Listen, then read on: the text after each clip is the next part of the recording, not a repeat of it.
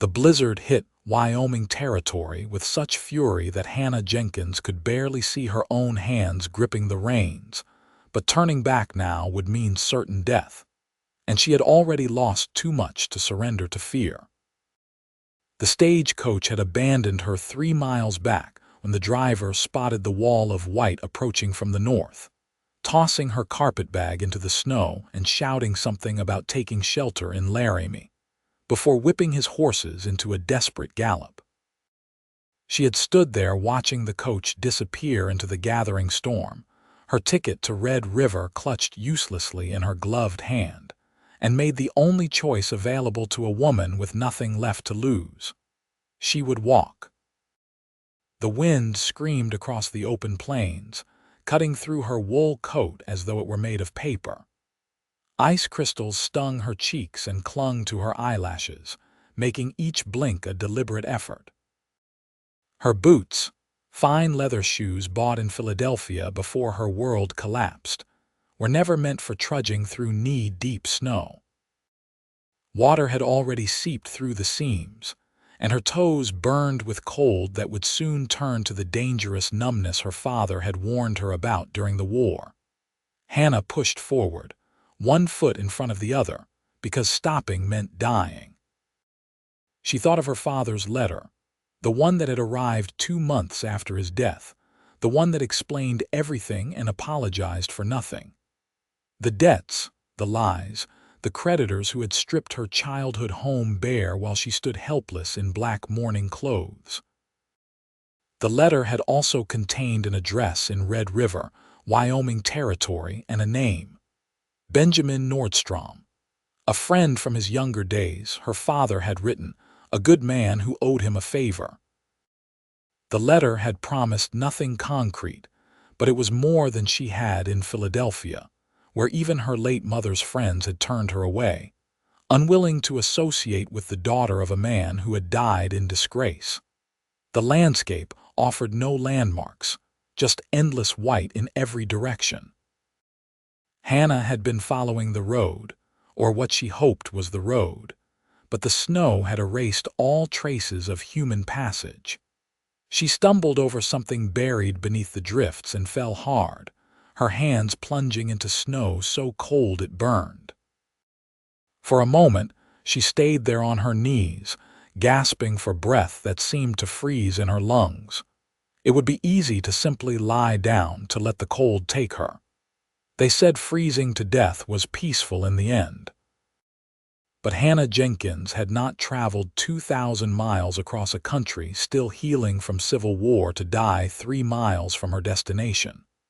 She forced herself to her feet, retrieved her carpetbag from where it had fallen, and continued walking. The wind pushed against her like a living thing, and she leaned into it, using anger as fuel. Anger at her father for his weakness, at the stagecoach driver for his cowardice, at the world for being so relentlessly cruel to women with no money and no protection. Time became meaningless. She might have been walking for an hour or for days. Her thoughts began to drift in dangerous directions, and she recognized the signs of exposure setting in.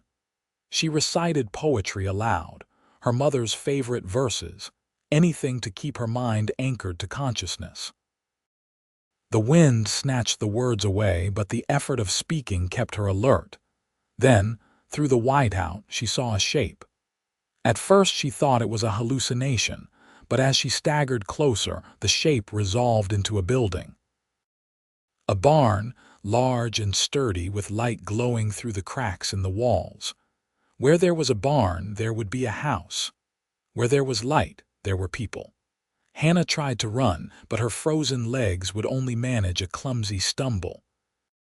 She crashed against the barn door, her fists pounding on the wood with what little strength remained. "Please," she tried to shout, but her voice emerged as barely a whisper. "Please, someone help me." The door swung open with such suddenness that she fell forward, straight into the arms of a man who caught her with surprising gentleness considering his size. He was tall, she registered through her failing consciousness, with dark hair and eyes that widened in shock at the sight of her. "Good Lord," he said, his voice deep and tinged with something she would later recognize as a Norwegian accent softened by years in America. "Where did you come from?" Stagecoach, Hannah managed through chattering teeth. "Left me, walking to Red River." "You walked from the Laramie Road." "In this storm." The man shifted his grip, lifting her as though she weighed nothing. "That is 3 miles of open prairie. You should be dead." "Not yet," Hannah whispered, then surrendered to the darkness that had been pulling at her since she fell in the snow. She woke to warmth and the smell of coffee. For a confused moment, she thought she was back in Philadelphia, that everything had been a nightmare, but then her eyes focused on the unfamiliar ceiling of rough-hewn logs and reality returned. She was lying on a bed near a fireplace, covered in so many quilts she could barely move. Her wet clothes had been removed, and she wore a man's wool shirt that hung nearly to her knees. "You are awake. Good." The voice came from across the room, and Hannah turned her head to see the man from the barn sitting at a rough wooden table, watching her with an expression somewhere between concern and bewilderment. In the lamplight, she could see him more clearly. He was perhaps 30 years old, with strong features that suggested Scandinavian heritage and work-roughened hands wrapped around a tin cup. His shirt sleeves were rolled up despite the cold, revealing forearms corded with muscle. "Where are my clothes?" Hannah asked, her voice hoarse. "Drying by the fire. You were soaked through." He stood and brought her a cup of coffee. "I hung a blanket for privacy while I changed you.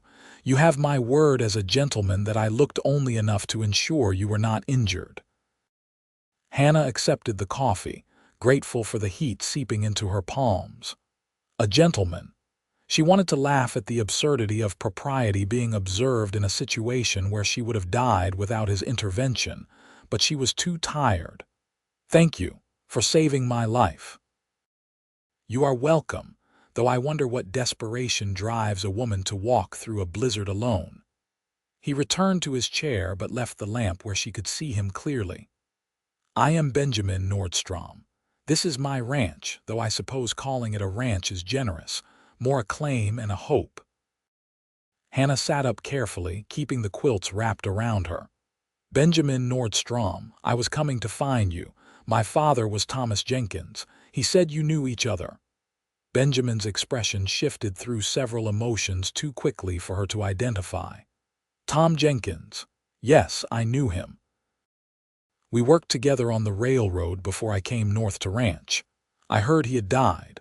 I am sorry for your loss." "Do not be. He died owing money to half of Philadelphia and left me with nothing but debts and shame." The bitterness in her voice surprised even Hannah. "He also left me a letter saying you might offer me work. I am a good cook and a hard worker. I can keep house, tend animals, and I learn quickly. I do not expect charity, Mr. Nordstrom, but I need employment, and my father seemed to think you might need help." Benjamin was quiet for a long moment, studying her with an intensity that made Hannah want to look away, but she held his gaze. She had learned in Philadelphia that showing weakness invited exploitation. "Your father saved my life once," Benjamin said finally. "We were laying track through Nebraska and I fell from a trestle. Would have been crushed by the rail car if Tom had not pulled me clear. Broke his arm doing it. Spent 6 weeks in a sling and never complained once." He rubbed his jaw, where a day's growth of dark beard shadowed his features. "He wrote to me 6 months ago, said he had fallen on hard times and might need to send his daughter west. Asked if I would watch over you if it came to that. I wrote back saying of course I would. You agreed to take in a stranger because of an old debt." Hannah could not keep the skepticism from her voice. "In the territories, Miss Jenkins, a man's word and his debts are all that keep civilization from disappearing entirely. Your father saved my life. The least I can do is offer his daughter shelter and honest work." Benjamin stood and moved to the fireplace, checking on her clothes hanging from a line strung across the hearth. "The storm will last another day at least. When it clears, I will take you to Red River proper if that is what you want. There is a boarding house there, run by a widow named Mrs. Patterson. She can help you find respectable employment, or you can stay here. I could use help managing the household and the work is honest." "What exactly would my duties be?" Hannah asked carefully. She had heard stories about the West, about women who arrived expecting honest work and found themselves trapped in situations that destroyed their reputations and their lives.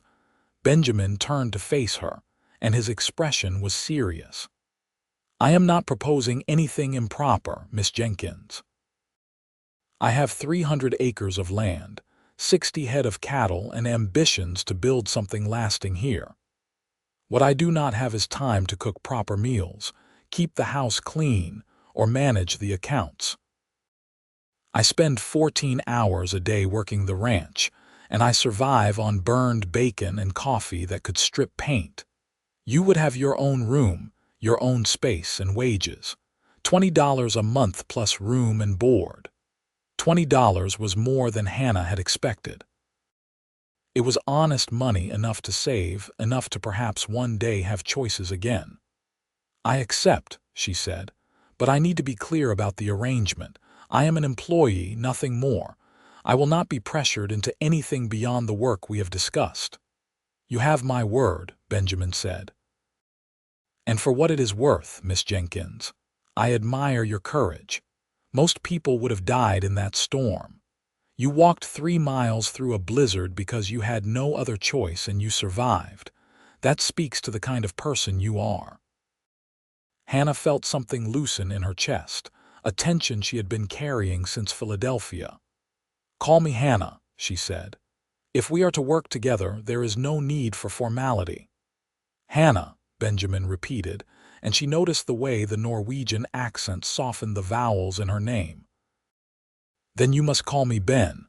Only the cattle buyers call me Mr. Nordstrom, and they do it while trying to cheat me." Despite everything, Hannah smiled. It felt strange on her face, like a muscle she had forgotten how to use. "Very well, Ben. When can I start work?" "When you are recovered. For now, rest. The storm will pass and there will be plenty of work when it does." He moved toward the door, then paused. "I am glad you survived the walk, Hannah. I think your father would be pleased to know you are safe." After he left, Hannah lay back against the pillows and stared at the ceiling. The wind still howled outside, rattling the shutters and finding every crack in the walls, but inside the small cabin, it was warm. She thought about the choices that had brought her here, about the long train journey west and the stagecoach rides through increasingly rough country. She thought about the moment the driver had abandoned her and the cold fury that had driven her forward through the snow. Most of all, she thought about Benjamin Nordstrom, this stranger who had agreed to help her because of a debt owed to her father. He had kind eyes, she decided, though there was something guarded in his expression. A wariness that suggested his own past held its share of pain. But he had taken her in, had treated her with respect when he could easily have taken advantage of her desperate situation. That meant something in this hard country. The storm lasted 3 days. During that time, Hannah recovered her strength and learned the rhythms of life on Ben's ranch. The cabin was small but well built, with 2 rooms separated by a curtain. Ben had given her the bedroom while he slept in the main room near the fireplace. The furniture was rough but sturdy, most of it built by Ben's own hands. There were signs everywhere of a man living alone, boots piled by the door and papers scattered across the table, but it was fundamentally clean and well maintained. On the second day, when Hannah felt strong enough to stand without dizziness, she insisted on cooking supper. Ben had protested, but she had waved him off and explored the root cellar. She found potatoes, onions, carrots, and a side of bacon hanging from a hook. In the cabin, there were flour, salt, and coffee beans. Not much, but enough. That evening, Ben came in from checking on the cattle he had managed to get into shelter before the storm hit. He stomped the snow from his boots and hung his coat on a peg, then stopped short at the sight of the table set with 2 plates and the smell of stew filling the cabin. "You should be resting," he said, but Hannah could see the hunger in his eyes as he looked at the food. "I have been resting for 2 days. Besides, you said you needed a cook. Consider this my audition." Hannah ladled stew into both bowls and sat down. "Eat before it gets cold." Ben washed his hands in the basin and joined her at the table. He took one bite of the stew, then another, and Hannah watched his expression transform from polite gratitude to genuine appreciation. "This is excellent," he said. "I had forgotten what proper food tastes like." "It is just stew," Hannah said, but she felt pleased nonetheless. "How are the cattle?" "Cold but alive. I lost 2 head that I could not get rounded up before the storm hit, but that is better than I feared. Spring will be the real test. If we can get the herd through the winter without losing too many, I can sell off the yearlings in Cheyenne and finally start showing a profit." Ben tore off a piece of bread she had made from the last of his flour. "I will need to go to Red River once the storm clears. Restock supplies, check if any mail has come through. You should come with me. Let people see you are here legitimately working for wages. Prevents gossip." Hannah had not thought about gossip, but of course there would be talk. A young woman living with an unmarried man, even as his employee, would raise eyebrows. "Is there much concern for reputation in Red River?" "Enough. It is a small town, maybe 300 people. We have a general store, a bank, a saloon, a church, and more opinions than sense." Ben's expression suggested he had been on the receiving end of those opinions before. "But they are mostly good people, just cautious of strangers and protective of their own." The storm broke on the morning of the 4th day. Hannah woke to sunlight streaming through the window and silence. The constant howl of wind had become so familiar that its absence was startling. She dressed quickly in her own clothes, now dry and cleaned as best she could manage, and found Ben already outside shoveling snow away from the barn door.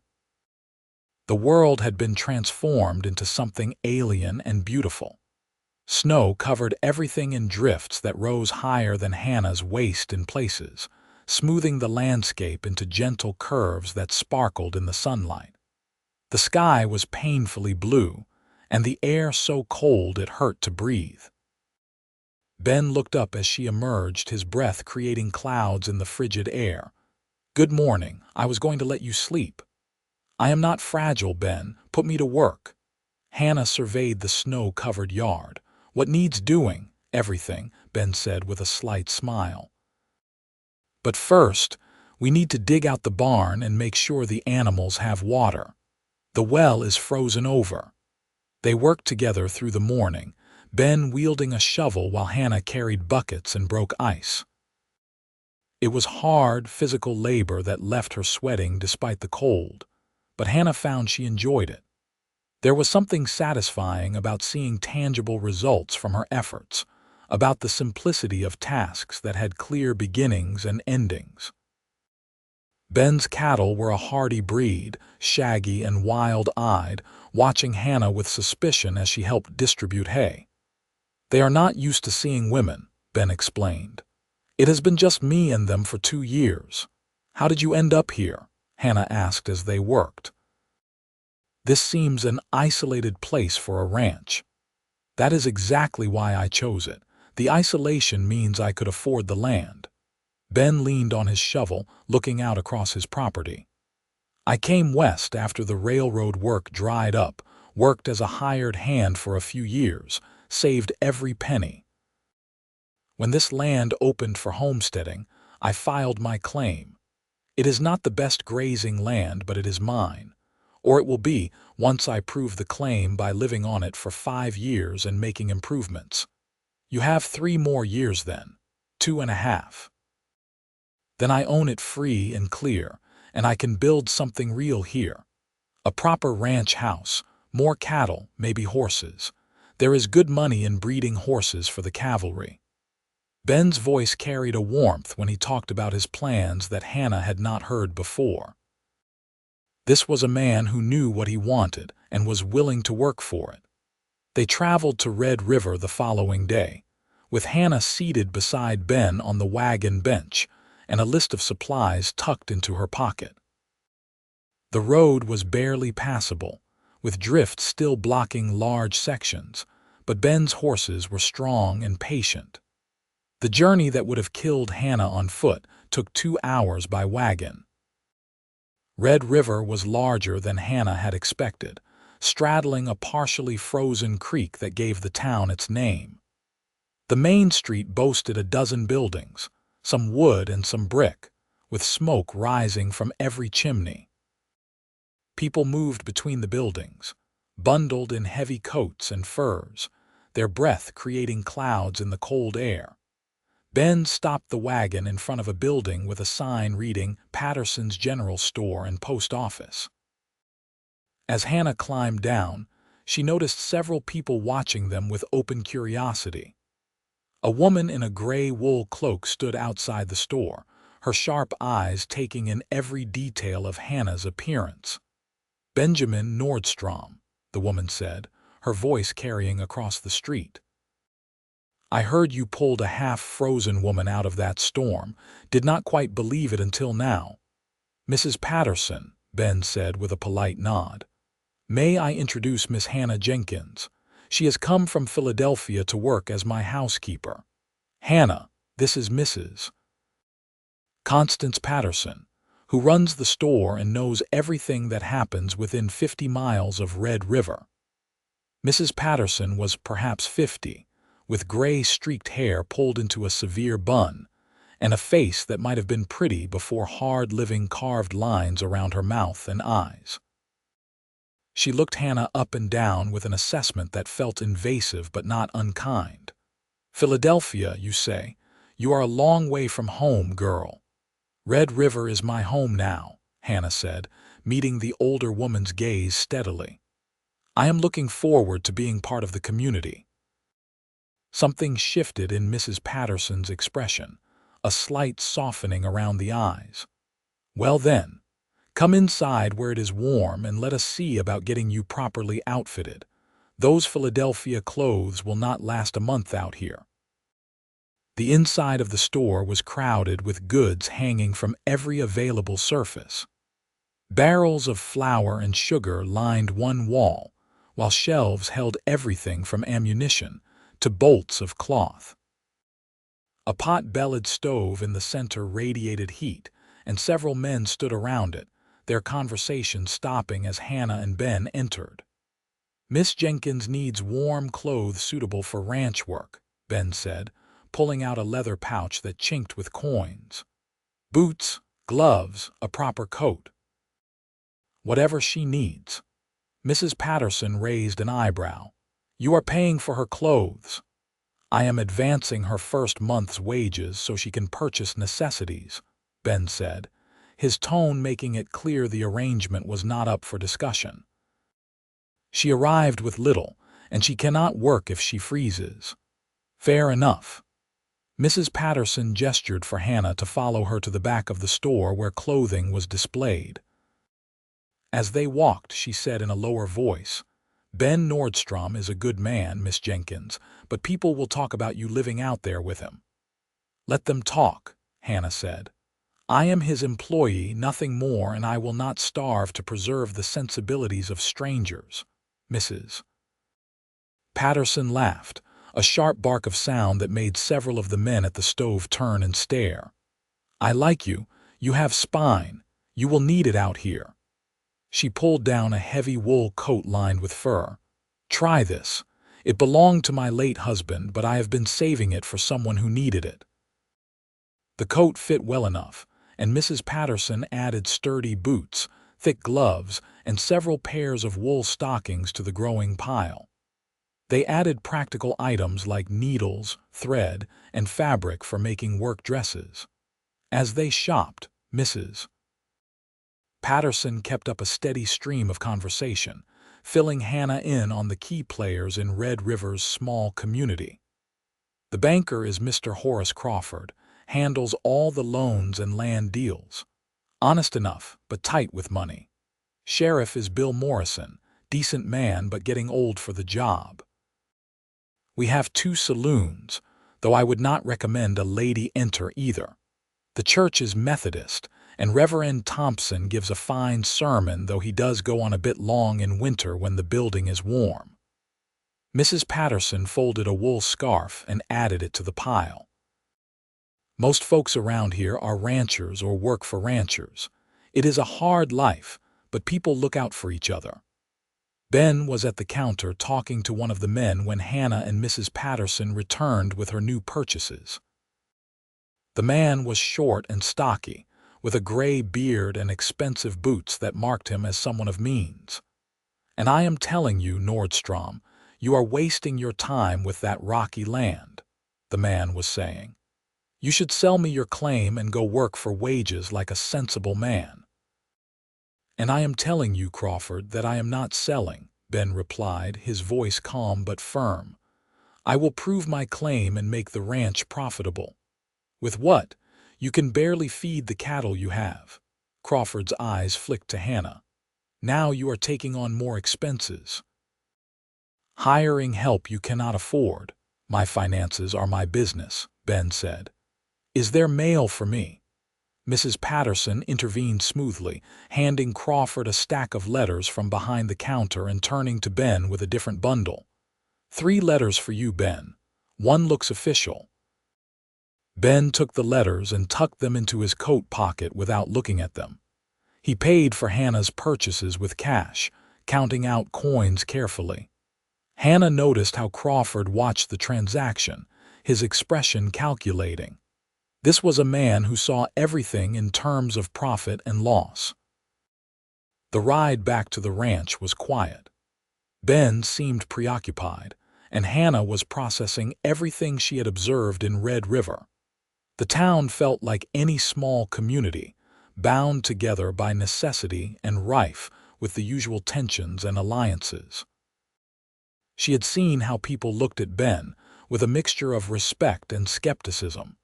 He was an outsider, foreign-born, trying to establish himself in a place that valued roots and history.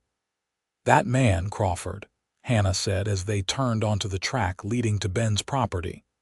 "He wants your land." "He wants everyone's land. He owns half the county already and will not be satisfied until he owns the other half." Ben's hands tightened on the reins. "He has been after my claim since I filed it. Offered me money, tried intimidation, even sicsed the sheriff on me once, claiming I had rustled one of his cattle. Nothing has worked because I am stubborn and I know my rights." "Will he cause trouble because of me?" Ben looked at her surprised. "Why would he care about you?" "Because I am an added expense," as he pointed out.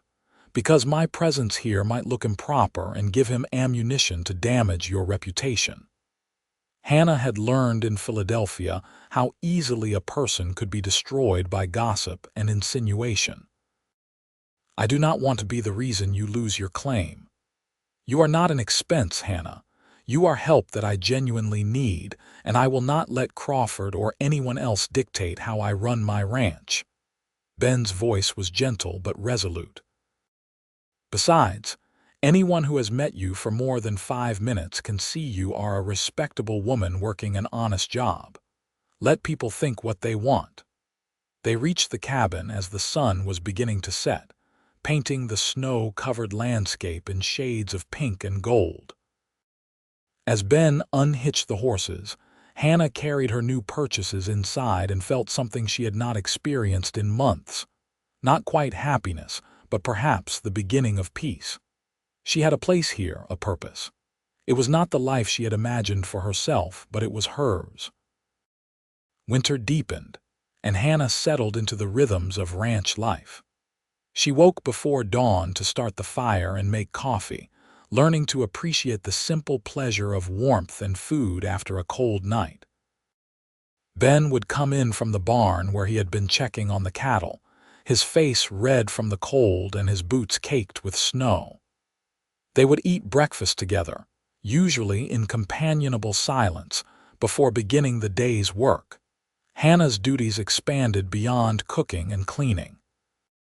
She learned to milk the cow Ben kept for fresh dairy, to gather eggs from the chickens that lived in a protected coop, to churn butter and bake bread. Ben taught her to shoot, insisting that anyone living on an isolated ranch needed to know how to handle a rifle. The first time she fired the gun, the recoil nearly knocked her over, but she learned quickly. By the end of her first month, she could hit a target 9 times out of 10.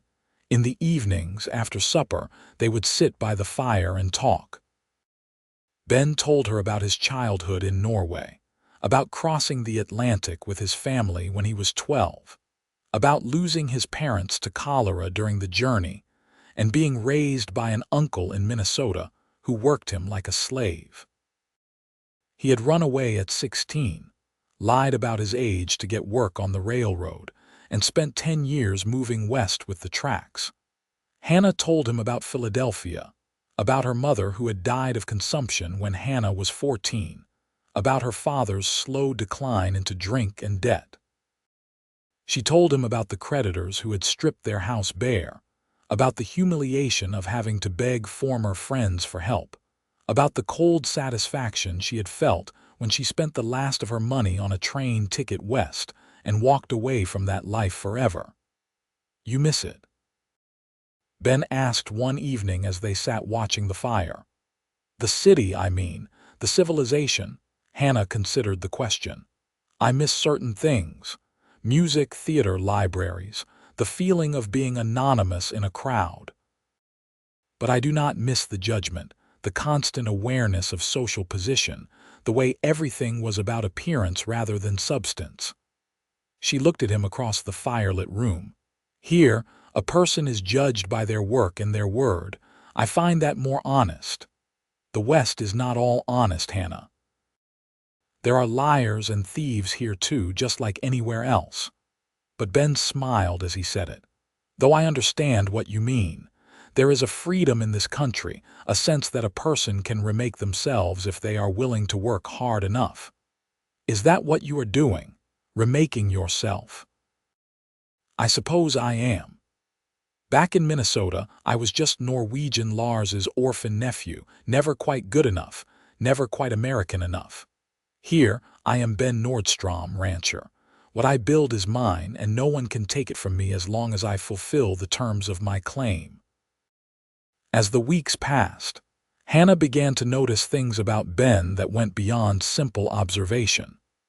The way his eyes crinkled when he smiled, how he hummed Norwegian folk songs while working, the careful consideration he gave to every decision. He was unfailingly kind to the animals, gentle with the horses and patient with the stubborn cattle. He treated Hannah with respect, never presuming on their living situation, always conscious of maintaining propriety. She noticed other things too. How her heart would lift when she heard his footsteps on the porch, how she found herself taking extra care with her appearance in the mornings, how she looked for excuses to be near him. It was dangerous, these feelings. She was his employee, dependent on his goodwill for her survival. Allowing herself to care for him beyond simple friendship was foolish. But the heart, Hannah was learning, did not much care about wisdom. Spring came to Wyoming Territory with reluctant slowness. The snow melted in fits and starts, revealing the brown prairie grass beneath. Ben began riding out to check his range, counting the cattle that had survived the winter and assessing the damage. He came back one evening looking worried. "I am missing 20 head, he said, accepting the coffee Hannah handed him. "That is more than I expected to lose to winter." Could they have wandered onto someone else's land? Maybe. Or they could have been taken. Ben set down his cup with more force than necessary. Rustling is common enough. A man runs his cattle onto your land, mixes them with his herd, and by the time you notice, they are carrying his brand. You think Crawford took them? I think it is convenient that I am missing cattle and Crawford has been pressuring me to sell. But I have no proof, and without proof, I cannot accuse a powerful man of theft. The frustration in Ben's voice was clear. I need those cattle, Hannah. I was counting on selling them to pay for supplies and save toward expanding the herd. Then we will find them, Hannah said. Can you track them? In theory, but it would take days of riding, and I cannot leave the ranch unattended that long. The calving season is starting, and I need to be here to help if there are complications. Ben rubbed his face tiredly. I will ask around in town, see if anyone has seen strays. Maybe I will get lucky. But luck, it seemed, was in short supply. Ben made 2 trips to Red River over the following weeks, and each time he returned with no information about his missing cattle. Hannah could see the worry eating at him, the way he would sit at the table after supper staring at his account book, the numbers refusing to add up the way he needed them to. How bad is it? Hannah asked one evening when she could no longer stand watching him suffer in silence. Ben looked up from his calculations. Bad enough. Without those cattle, I will not have enough money to buy feed for next winter. I will have to sell off more of the herd just to survive, which means fewer cattle to breed, which means less income next year. It is a spiral that ends with me losing everything. There has to be something we can do. Unless you can conjure 20 head of cattle out of thin air, I do not see what. Ben's voice was sharp, then he immediately looked contrite. I am sorry. That was unkind. None of this is your fault. I know it is not my fault, but I am still allowed to care about what happens to you, to us, to this ranch. Hannah moved to sit across from him at the table.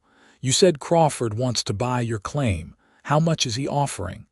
$500. And how much do you owe on supplies and equipment? Ben consulted his ledger. About $300 give or take, but Hannah, I am not selling. This ranch is my future. Without it, I am just another hired hand working for someone else's dream. I understand that. But what if we could find a way to make up the difference? To survive until you can rebuild the herd? Hannah's mind was racing, thinking through possibilities. I have some money saved from my wages. It is not much, but it might help. Absolutely not. I will not take your money, Hannah. You need that for your own future, in case you decide to leave or in case something happens to me. Ben closed the ledger with a decisive snap. I will figure something out. I always do. But as April turned to May and the situation did not improve, Hannah could see Ben's optimism fading. He worked harder than ever, up before dawn and working until full dark, trying to compensate through sheer physical labor for the financial shortfall. He grew thinner, the lines around his eyes deepening from exhaustion and stress. Hannah did what she could to help, taking over as many of the ranch tasks as Ben would allow. She learned to ride, though she was not graceful at it, so she could check the closer pastures for cattle while Ben ranged farther afield. She tended the kitchen garden she had planted, coaxing vegetables from the thin soil. She sold eggs and butter to Mrs. Patterson in Red River, adding the few dollars she earned to the household fund despite Ben's protests. On a warm evening in late May, they sat on the porch watching the sunset paint the sky in brilliant shades of orange and purple. The prairie stretched before them, empty and beautiful, and Hannah felt a fierce love for this hard land that had become her home. I have been thinking, Ben said, his voice quiet. If I do lose the ranch, if it comes to that, you should not worry. I will make sure you have a letter of reference, enough money to get to California. You could find work there, maybe as a governess or in a hotel.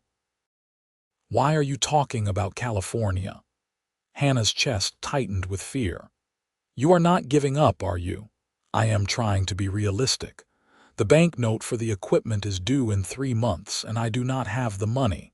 If I cannot pay, they will seize my assets to cover the debt.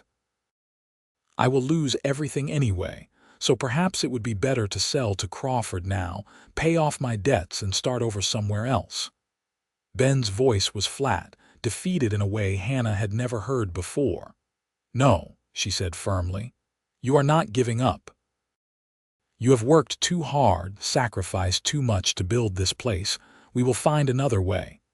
What other way? I have looked at every option, Hannah. There is no miracle coming to save us. Then we will make our own miracle. Hannah stood, her hands clenched into fists. You are not the only one with something at stake here, Ben. This is my home too. I will not stand by and watch you lose it without fighting. Ben looked up at her, something shifting in his expression. Why do you care so much? You could find work anywhere. You are not bound to this place the way I am. Because I am in love with you, Hannah thought, but did not say. Because the thought of leaving here, of leaving you, feels like being torn in half. Because in 6 months you have given me more kindness and respect than I received in 23 years in Philadelphia. Because when I imagine my future, you are in it. Instead, she said, because we are partners in this, whether you intended that or not. Your success is my success. Your failure would be mine too, and I am not in the habit of accepting failure. The next morning, Hannah rode to Red River alone. It was only her 3rd time making the journey without Ben, and she was nervous handling the wagon, but she had a plan and it required privacy. She needed to talk to Mrs. Patterson. She found the older woman in the store taking inventory of canned goods. Mrs. Patterson looked up in surprise as Hannah entered. You are alone. Is everything all right? No, everything is not all right. Hannah looked around to ensure they would not be overheard.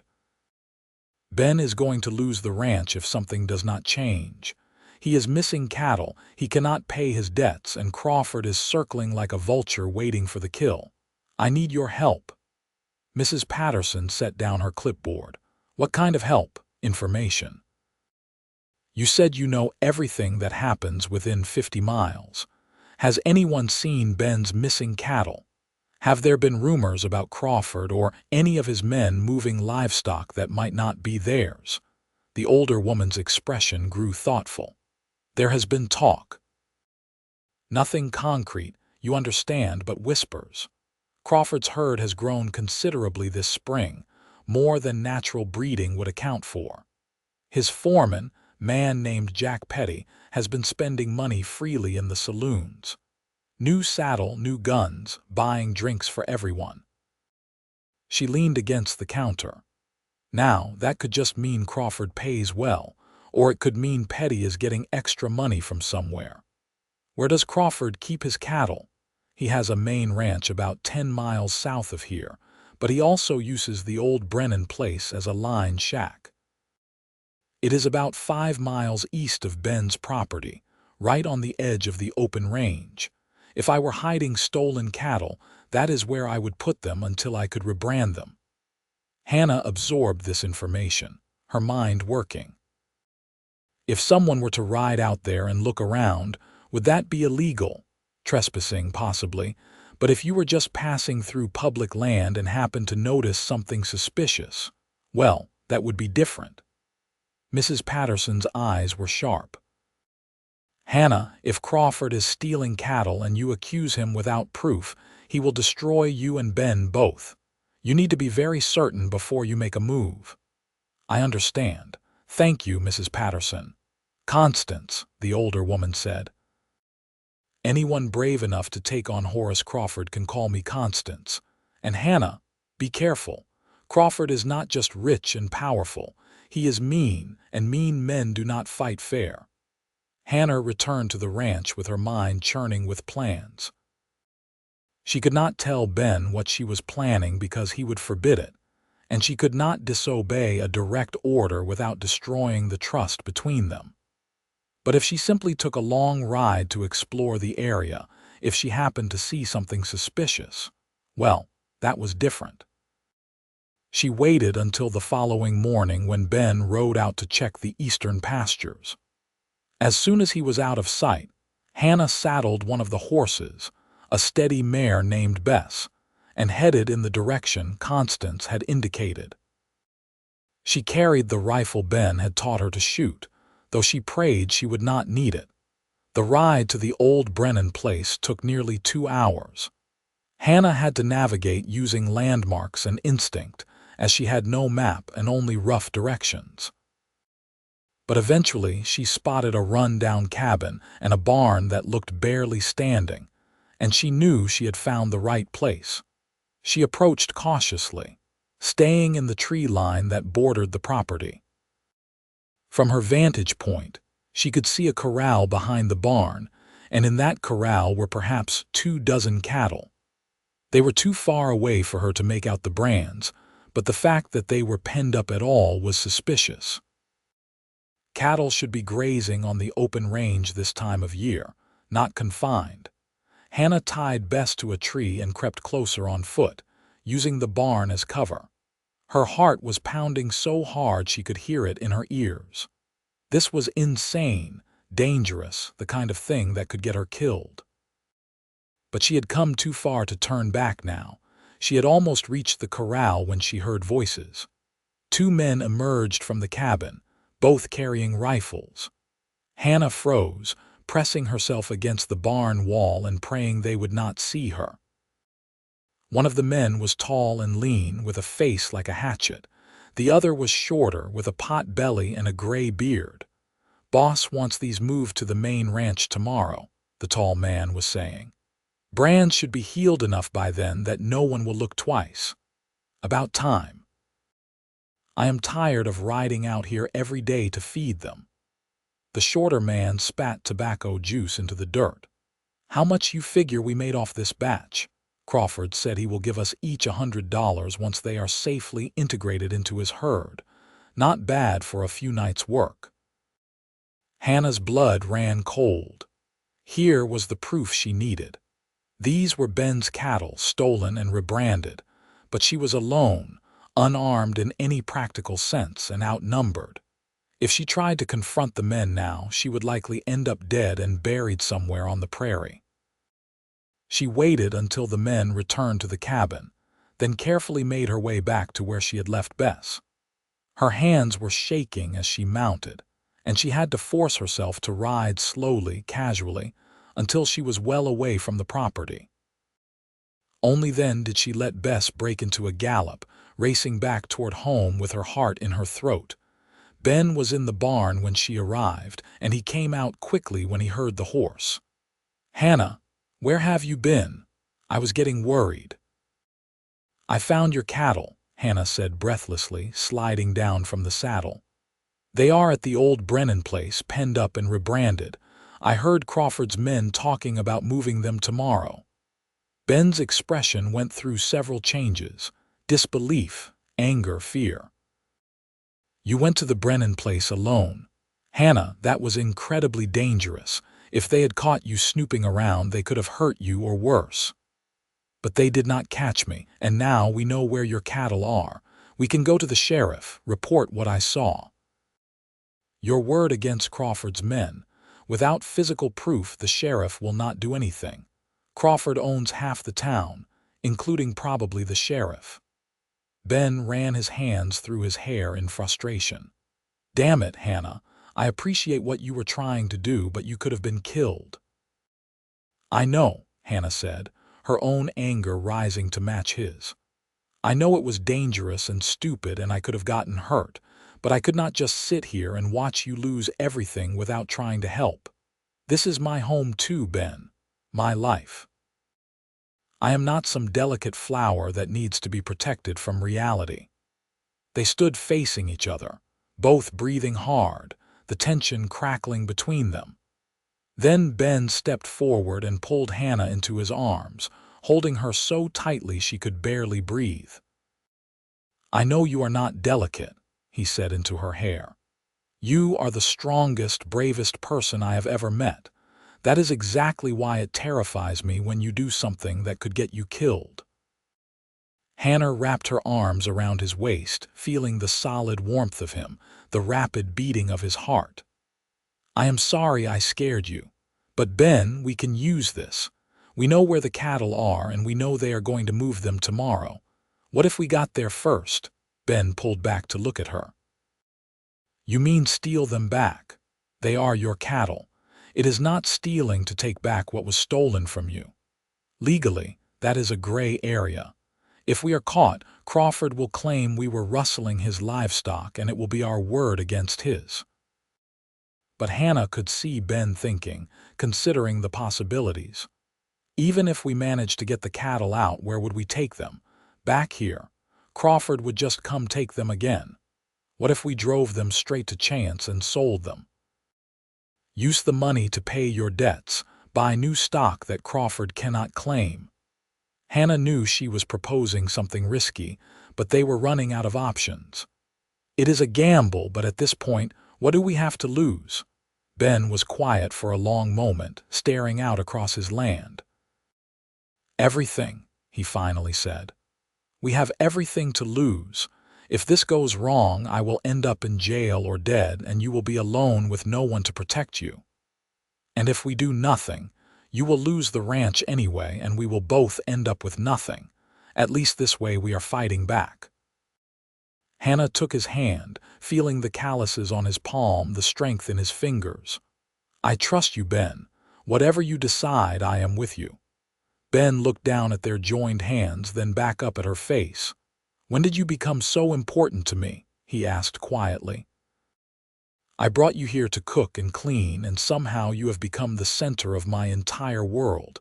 I cannot imagine this place without you. I cannot imagine my life without you." Hannah's breath caught. "Ben, I am saying this badly. I know this is not the right time, and Lord knows I have nothing to offer you but debt and uncertainty. But Hannah, I need you to know that somewhere along the way I fell in love with you. Completely, irreversibly in love. And if we are going to do this crazy thing, if we are going to risk everything, then I need to tell you that first. Because if something happens to me, I want you to know that these past 6 months with you have been the happiest of my life." Tears blurred Hannah's vision. "You love me so much it terrifies me. You are brave and smart and beautiful, and you walked 3 miles through a blizzard because you refused to give up. How could I not love you?" Ben reached up to cup her face, his thumb brushing away a tear.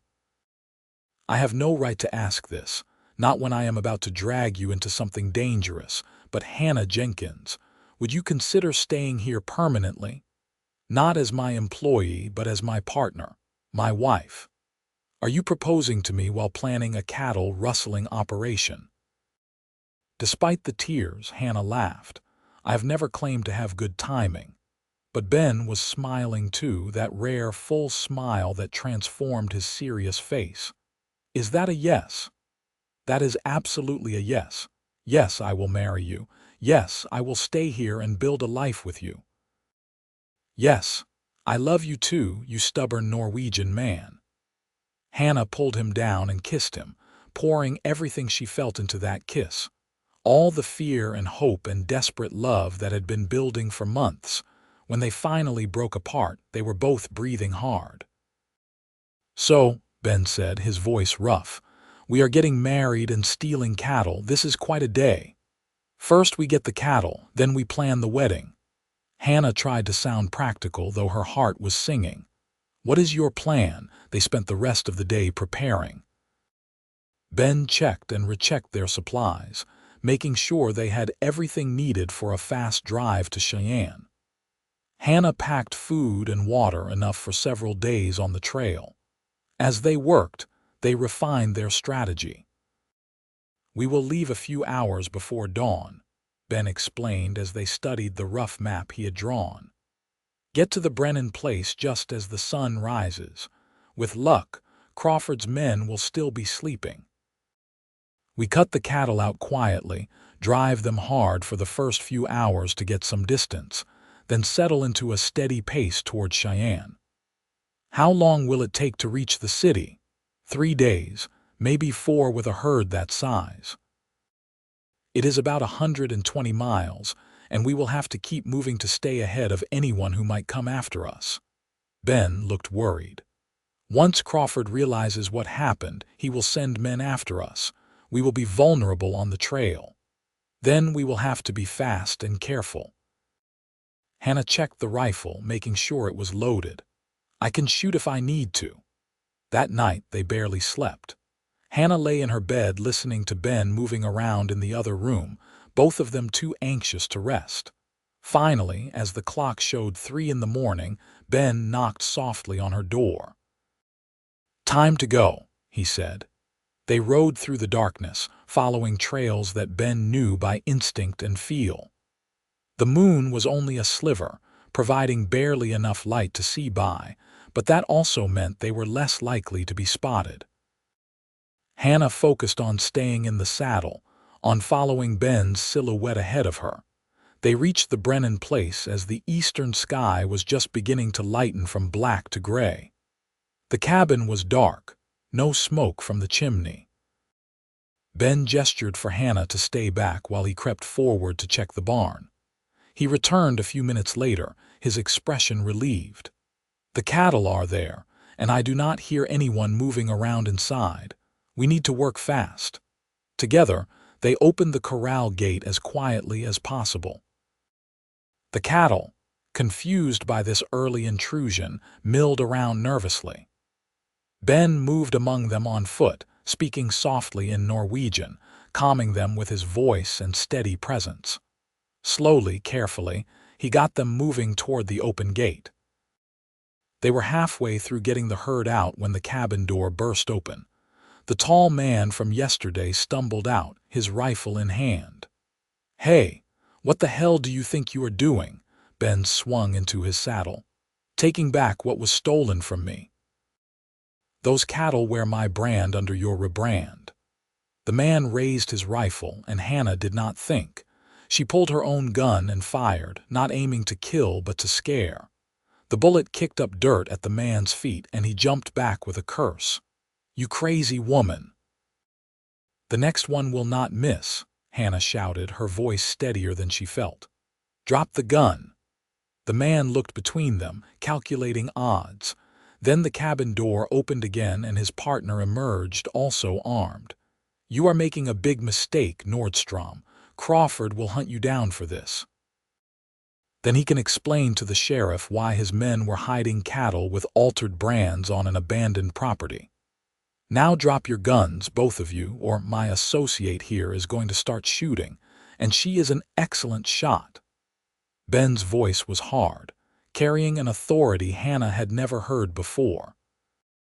After a tense moment, both men set down their rifles. Ben quickly dismounted, collected the weapons, and tossed them into the corral, well out of reach. "Start walking toward town, gentlemen. By the time you get there and find horses, we will be long gone. And if I were you, I would think carefully about what story you tell Crawford. Admitting you let 2 people steal an entire herd from under your noses might not be good for your health." They rode hard, pushing the cattle faster than was wise but needing the distance. The sun rose fully, painting the grasslands in gold, and still they kept moving. Hannah's body ached from the unfamiliar demands of herding cattle, but she did not complain. They had committed to this course, and now they had to see it through. They stopped briefly at midday to rest the horses and the cattle. Ben checked Hannah over with worried eyes. "Are you all right? Be honest. I am sore and tired, but I will live." Hannah accepted the canteen he offered and drank deeply. "How far have we come?" "Maybe 15 miles.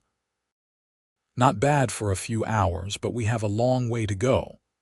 Ben looked back the way they had come, his expression tense. No sign of pursuit yet, but they will come. They did. Late on the second day, as they were pushing the cattle across a shallow creek, Hannah spotted dust on the horizon behind them. Ben, riders. He saw them too, 4 or 5 men coming fast. Damn, I had hoped we would make it closer to Cheyenne before they caught up, he thought quickly. There is a box canyon about 2 miles ahead. If we can get the cattle in there, we will have a defensible position. They will not be able to take us without a fight. They pushed the tired cattle hard, urging them toward the canyon. Ben remembered. It was a race against time, and Hannah could see the pursuing riders getting closer. Her heart hammered with fear and adrenaline as they finally reached the canyon entrance, a narrow gap between high rock walls. They drove the cattle inside. Then Ben positioned their horses to block the entrance. He handed Hannah a rifle and took another for himself. Stay behind the rocks. Do not shoot unless they shoot first, but if they do, aim to hit. We cannot afford warning shots now. The riders arrived 10 minutes later, pulling up in a cloud of dust. At their head was a man Hannah recognized from Red River, Horace Crawford himself. He sat his expensive horse like a king surveying rebellious subjects. Nordstrom, Crawford's voice echoed off the canyon walls. You are a thief and a fool. Those cattle carry my brand. Your brand burned over mine, Ben called back. I have 20 witnesses in Red River who can testify to how many cattle I owned and when I lost them. What I did was take back stolen property. That is not how the law will see it. You came onto my property and stole livestock. The sheriff will be very interested in hearing about this. Crawford's confidence was absolute. Now, you can make this easy on yourself and drive those cattle out here. I might be persuaded to forget this incident. Otherwise, my men and I will come in there and take them, and you will not like how that ends.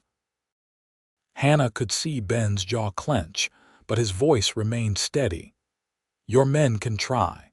But this canyon has only one entrance and we have rifles and cover. How many of your men are you willing to lose to steal 20 head of cattle? There was a long silence. Crawford was clearly not accustomed to being defied. You cannot stay in there forever. Eventually you will run out of food and water. Eventually is not today. And every hour we delay, the more chance someone passing by will wonder what is happening here. How will you explain having 5 armed men holding 2 people hostage in a canyon? Ben's gamble was clear. He was betting that Crawford, for all his power, did not want public attention on his activities. Crawford turned to confer with his men. Hannah could see the discussion growing heated. Finally, one of the men broke away and rode off at a gallop, heading back the direction they had come. One of yours just left, Ben observed. Going to get the sheriff. That seems unwise given what my cattle will show under your brands. I am giving you one more chance, Nordstrom. One chance to walk away from this without more trouble than you can handle. But Crawford's voice had lost some of its certainty. No, thank you. I think we will just wait here until he comes back with whoever he went to get. I am sure the sheriff will be very interested in hearing both sides of this story. Ben was bluffing, Hannah knew. The sheriff was likely in Crawford's pocket, but the bluff might work if Crawford was not sure. The standoff lasted another hour. Crawford and his men remained at the canyon entrance, neither advancing nor retreating. Ben and Hannah stayed in position behind their rocks, weapons ready. The sun beat down, and Hannah's mouth grew dry, but she did not move. Finally, a group of riders appeared in the distance. But it was not the sheriff. As they drew closer, Hannah recognized Mrs. Patterson in the lead, riding astride like a man with a dozen men and women from Red River behind her. They reined up between Crawford and the canyon, and Mrs. Patterson's voice rang out clear and strong. Horace Crawford, what do you think you are doing? Besieging law-abiding citizens in a canyon like some kind of outlaw. Crawford's face went purple. This is none of your concern, Constance. These people stole my cattle.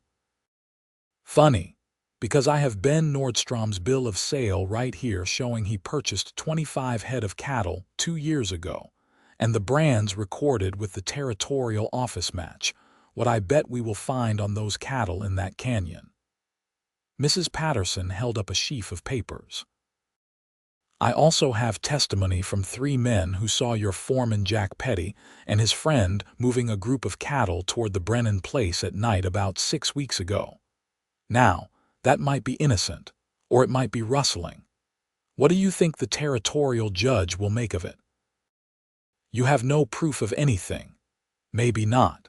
But I have enough questions to make your life very uncomfortable, and so do all these fine people from Red River who rode out here with me when I told them you might be harassing Ben Nordstrom." Mrs. Patterson gestured to the group behind her. "We are a community, Horace. We look after our own. Ben is one of ours now, and so is his fiancée. You do not get to ruin them just because you want their land. Fiancée." Hannah felt a glow of warmth at the word despite the tension of the situation. Mrs. Patterson must have heard the news somehow, or perhaps she was just making an assumption. Either way, it was now public knowledge. Crawford looked at the assembled townspeople, clearly calculating his options. He was powerful, but even he could not stand against the entire community if they turned on him. "This is not over, Nordstrom," he finally said. "You have made an enemy today." "I think we were enemies long before today," Ben replied. "I am just not backing down anymore." Crawford wheeled his horse around and rode off, his men following. Hannah sagged with relief, her legs suddenly shaky. They had won, or at least survived. Mrs. Patterson rode up to the canyon entrance, grinning. "You two certainly know how to create excitement. Now, how about we help you drive these cattle to Cheyenne? Seems like you could use some friendly escort." With the help of the townspeople, the rest of the journey to Cheyenne was almost pleasant. They reached the city on the 4th day, and Ben sold the cattle to a buyer who asked no uncomfortable questions and paid in cash.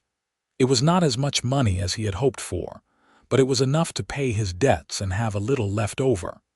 They returned to Red River as heroes. The story of how they had stood up to Crawford, how they had faced down armed men and won, had spread through the community. People who had been cool to the foreign rancher and his mysterious housekeeper now greeted them warmly. Even the sheriff, who had clearly been embarrassed by the whole affair, made a point of telling Ben that rustling would not be tolerated in his county, regardless of who was doing it. Crawford himself became noticeably quieter. He did not leave town, but he stopped pressuring small ranchers to sell, and his foreman Jack Petty disappeared entirely. Rumor said he had been fired, or perhaps had left for healthier climates. A month after their return, Ben and Hannah were married in the Methodist church by Reverend Thompson. Mrs. Patterson stood up as Hannah's witness, and Ben convinced a fellow rancher named Tom Nichols to serve as his. Hannah wore a simple dress of blue cotton, the nicest thing she owned, and Ben wore his only suit, carefully brushed and pressed.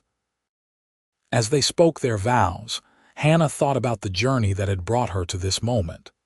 The blizzard, the desperate walk, the stranger who had taken her in when she had nothing. Ben had given her shelter when she needed it, but she had given him something too. Courage to fight back, partnership in building something lasting, love that transformed a house into a home. "I now pronounce you husband and wife," Reverend Thompson said, beaming. "Ben, you may kiss your bride." Ben did thoroughly and joyfully while the assembled townspeople cheered.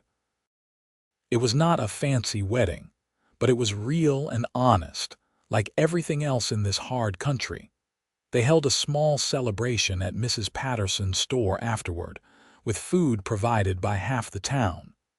People brought gifts, practical things like blankets and tools and preserved food. Mr. Crawford did not attend, but no one minded his absence. As the sun set, Ben and Hannah rode back to their ranch, now truly theirs in every sense. The cabin looked beautiful in the twilight, smoke rising from the chimney into the purple sky. This was home. "Are you happy?" Ben asked as they stood on the porch, his arm around Hannah's waist. "I am happy," Hannah said, and she meant it with every fiber of her being. "I did not think I would ever say that again after everything that happened in Philadelphia, but I am genuinely, completely happy."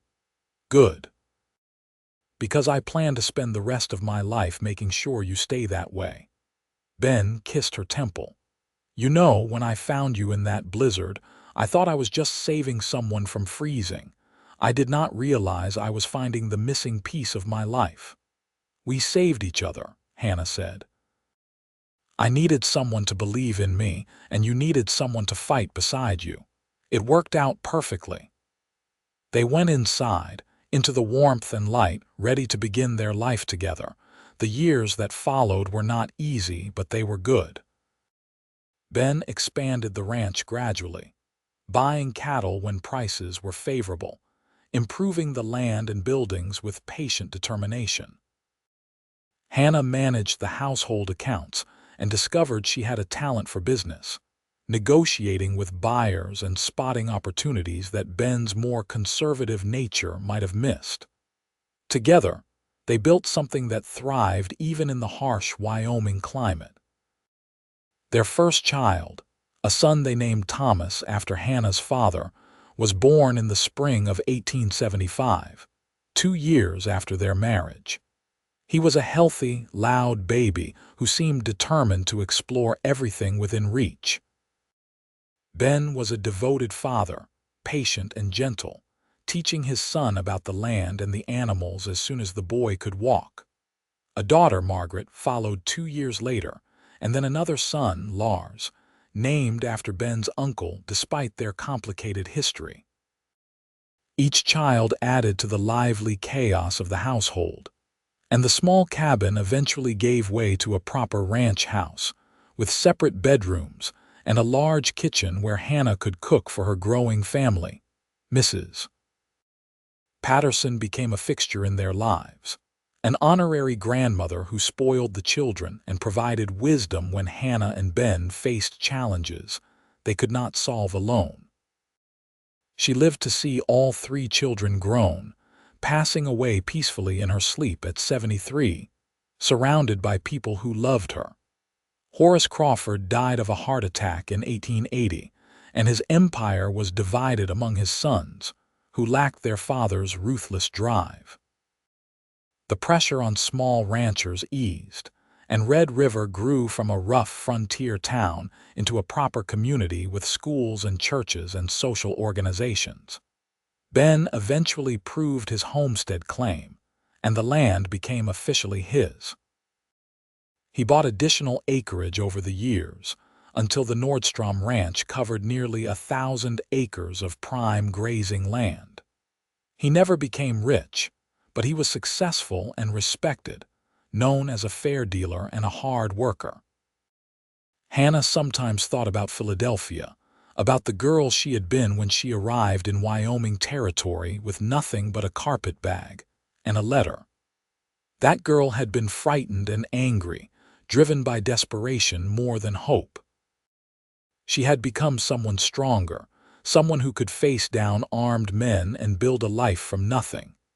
In 1895, on their 22nd wedding anniversary, Ben and Hannah sat on the porch of their ranch house watching the sunset. Their children were grown now. Thomas was managing the ranch alongside his father, Margaret had married a teacher and moved to Cheyenne, and Lars was studying law in Denver. The house was quieter than it had been in years. "You ever regret it?" Ben asked, taking Hannah's hand in his. "Staying here instead of going somewhere easier, more civilized."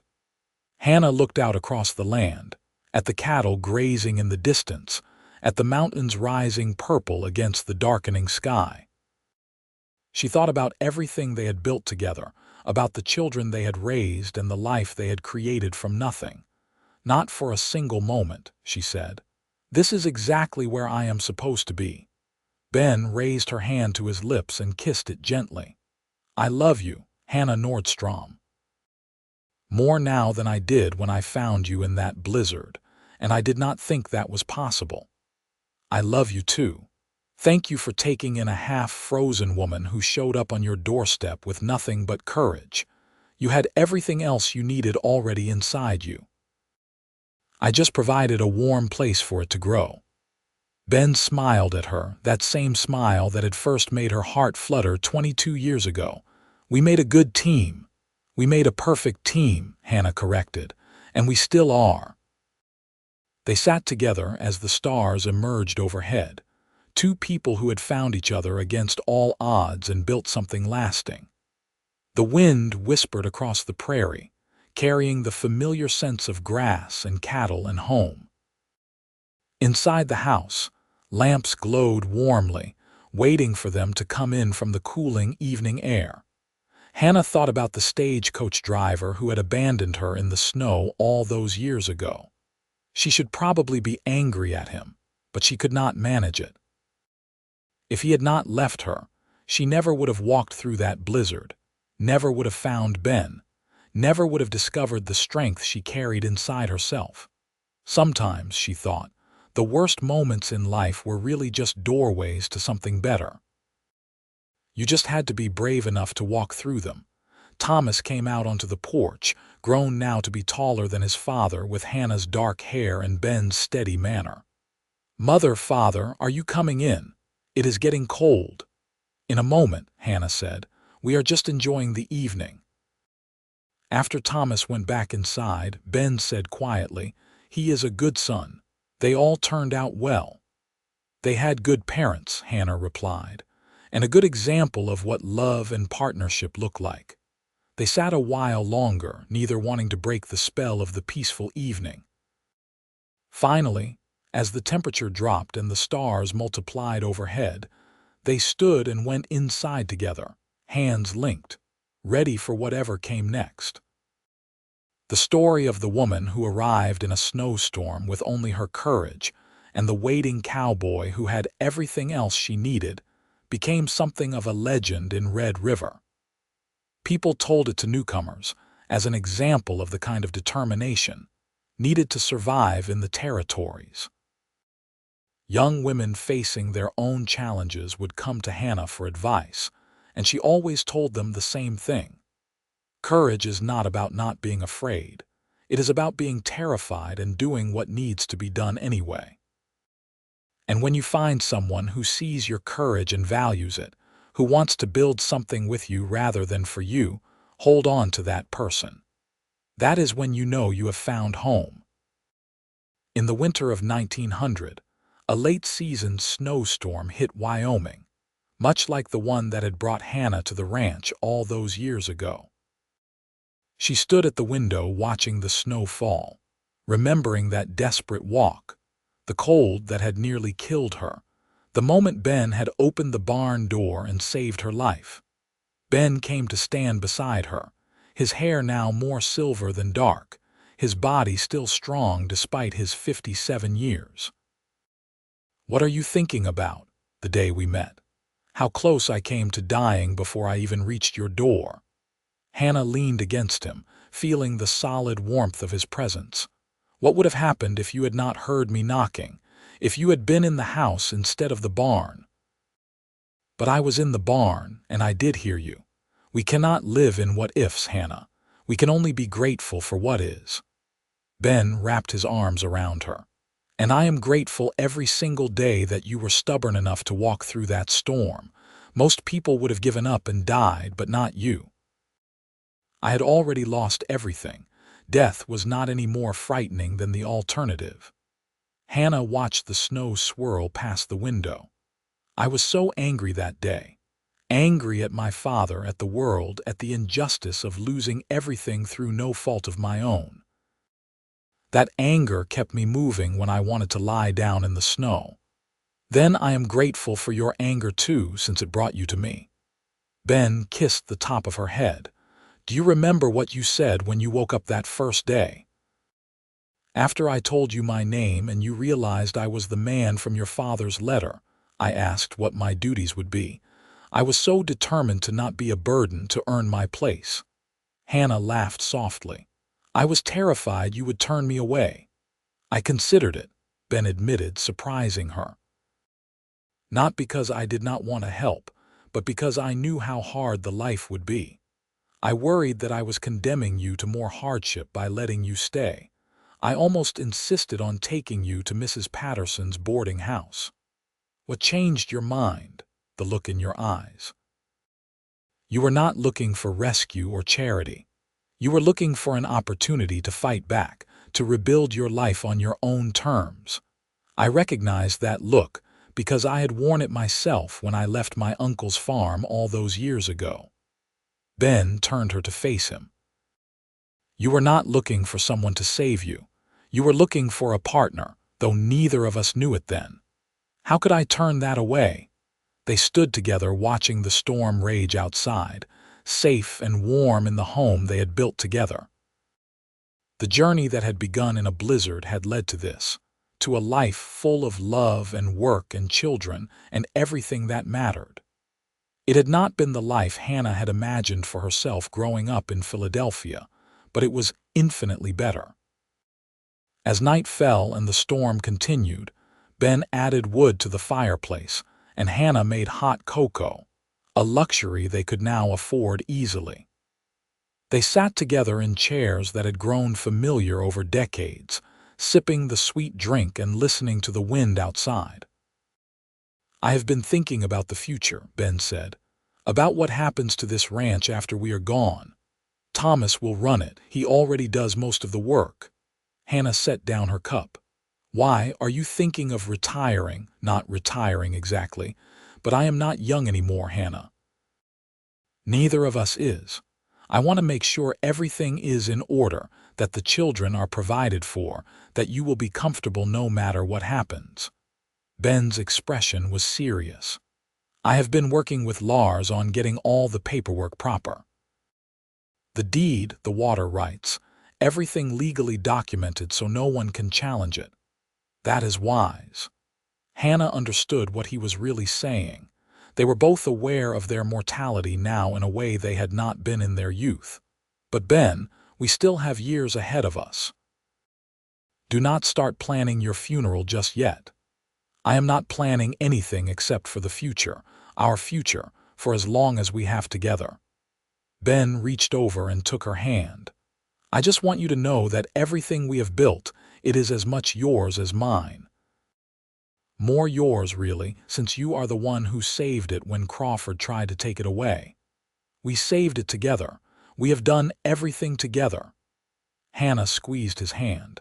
That is the secret, I think. Not just love, though that matters, but partnership. Knowing that you have someone who will stand beside you no matter what comes.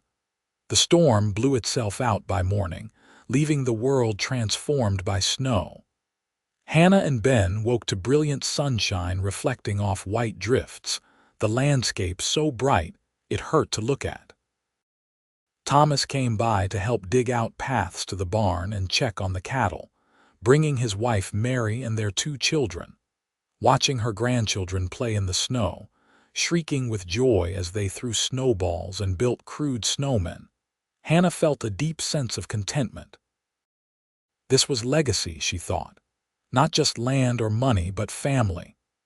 People who carried forward the values and the love that she and Ben had worked so hard to create. Grandmother, come play with us, her granddaughter Sarah called, waving enthusiastically. Hannah looked at Ben, who smiled and nodded. Go on. I will make coffee and start breakfast. Hannah bundled up in her heavy coat, the same one Mrs. Patterson had given her all those years ago, carefully mended and patched but still serviceable. She went out into the snow and let the children pull her into their games, laughing as Sarah pelted her with a snowball that exploded against her shoulder. Later, sitting around the table with 3 generations of Nordstroms, eating breakfast and sharing stories, Hannah realized that this was happiness. Not the absence of struggle, but the presence of love and purpose and connection. She had arrived in Wyoming Territory with nothing, had built a life through courage and hard work and the grace of finding the right partner. Now, at 61 years old, she could look back and feel proud of what she had accomplished. The years continued to roll past. Ben and Hannah grew older, their bodies showing the wear of hard living, but their minds stayed sharp and their love for each other deepened. They became the elder statesmen of Red River, the couple young people looked to for advice and inspiration. In 1910, when Hannah was 71 and Ben was 67, they celebrated their 37th wedding anniversary with a party that brought people from all over the county. The ranch house was filled with children, grandchildren, and friends, all gathering to honor a couple who had become legendary in local lore. Thomas made a speech, talking about his parents' courage and dedication. Margaret read a poem she had written about love enduring through hardship. Lars, now a successful lawyer in Cheyenne, proposed a toast to the two people who had taught him that integrity and hard work mattered more than wealth or status.